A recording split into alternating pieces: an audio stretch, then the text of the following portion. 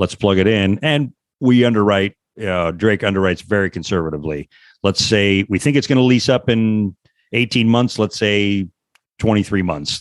We think it's going to cost X to build this out.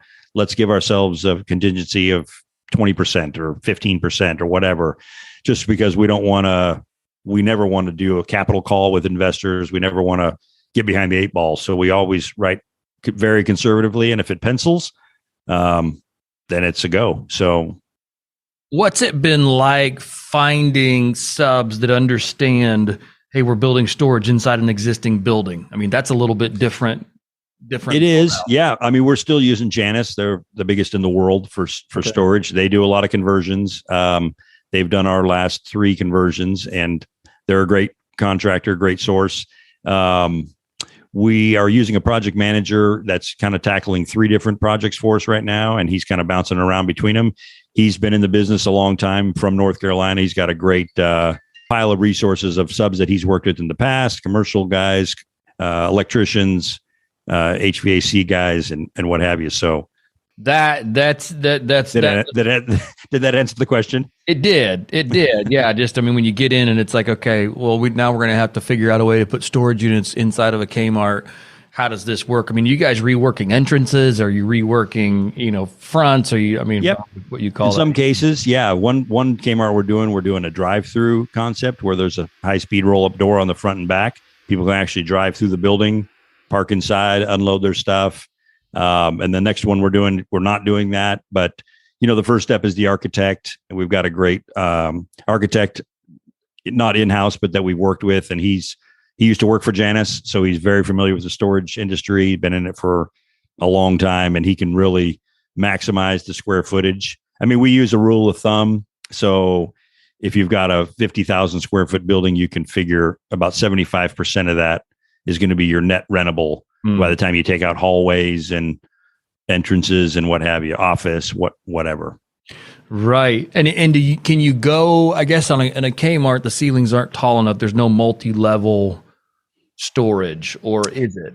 No, not typically. I mean, I guess if you tore the T-grid ceiling, the acoustic ceiling out, you probably could, but these buildings are already so big. I mean, one of them is 87,000, one is 102,000 square feet. So to bring in, basically with your 75%, you're talking about 150,000 square foot of storage. It's a lot, right? So that's more than the market can handle. So we're content with just going with the footprint that's there. Right. We're going to get 75,000 square feet in here, give or take. And then here's what we're expecting to get for rental rates. Again, that's another dial we can turn. We look at a competitors. What are they getting for a 10 by 10, a 10 by 20? And then we go below that. We're like, let's not assume we can get that although that is the market rate. Let's go below that just to be safe. Maybe things turn, whatever. And then that's one more kind of buffer there that helps the project, only helps the project and investors, right? Well, for sure. If you're buying, renovating, and filling at 60% of of the cost of everyone else, you're able to do that, and then probably split your returns. Yeah, exactly. Yeah, that's fantastic. I love the kind of. It's definitely a nuanced approach, but it's just a brand new way of thinking about how to get into the storage game. Because it's something right now. I'm part of a deal that has a project here in Tennessee, and just watching. We bought this a year ago. And we're getting an extra $2 million more for the project than what we paid for it. Not a whole lot in rebranding or renovating the property, or it's just storage is on fire. Yeah. Is this a storage property? Yeah, it's a storage property. Yeah, it's great. Yeah. It's great. And I'm involved only really as a passive investor on it, but it's just crazy to watch that go down. It's like, this is nuts. So you're feeling, I know. I don't know how they're making it work is really the conclusion. It's like, I don't know who's buying this or how they're making this work, but I'm happy, but my goodness, this is crazy. So yes, it is crazy. Yeah. Well, I think, the kind of stuff that springboarded those crazy valuations was 2021 was just a crazy year for storage. I think rental rates went up nationwide 24 to 26%. Yep. In 1 year, which Right. is obviously not sustainable, and could correct and all of that. But I mean, even if you just follow inflation at 8%, that's still a really healthy rate climb every year.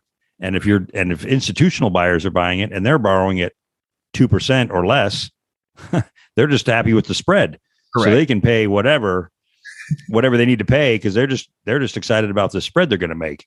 Exactly. Yeah, and that's the wild times that we're living in. And I think, right now, being a cash flow investor, which it sounds like that's what you're doing, is building just a portfolio of cash producing assets. Mm-hmm. Yep, that's the goal. Talk to me about your hotels. I know. Okay. I'd love to hear kind of your thought process behind that, how you guys are locating, what you're doing with them, the business plan as a whole. Yeah. So it's very boutique style properties. I've been in the Airbnb world for probably 7 or 8 years as a host, and 1,000+ guests over a couple different properties we had in Wilmington here, and had an opportunity to buy a 5-room boutique motel on the beach in Cary Beach, North Carolina. And we renovated it. We're able to convert it to 9 rooms and just opened it not quite even 2 years ago. Actually made a connection through Best Ever, and David Acosta is my partner. I'm sure you know David, but he and I partnered on the next one. And these are all of our properties are on one island in just outside of Wilmington, Cary Beach and Carolina Beach. And so we bought the other one, then another one, and just kind of rolling it into the next one. And I think we're up to 85, 90 doors now across the 4 properties. 3 of which are on the beach, like on the sand. And then 1 is kind of in downtown Carolina Beach that we just did a pretty major overhaul on when we bought it. It was pretty run down, and we just kind of went through and freshened everything up. And so, yeah, we're excited to see that. We've got an asset manager on the